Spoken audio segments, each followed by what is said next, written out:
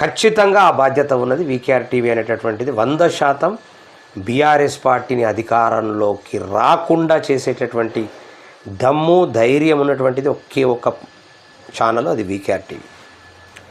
డెఫినెట్గా VKR TV BRS పార్టీని మళ్ళీ అధికారంలోకి రాకుండా చేస్తుంది. మళ్ళీ కాంగ్రెస్ వచ్చినా పర్వాలేదు, లేదా బీజేపీ వచ్చినా పర్వాలేదు, కానీ ఈ పార్టీ మాత్రం రాకుండా చేస్తుంది. ఎందుకంటే మా కళాకారుల జీవితాలను సర్వనాశనం చేసినటువంటి పార్టీని ఏమాత్రం క్షమించేది లేదు, ఏమాత్రం వాళ్ళను ఉపేక్షించేది లేదు. వాళ్ళను మాత్రం మళ్ళీ తెలంగాణ రాష్ట్రంలో రాకుండా ఖచ్చితంగా మేమే అడ్డుపడతాం.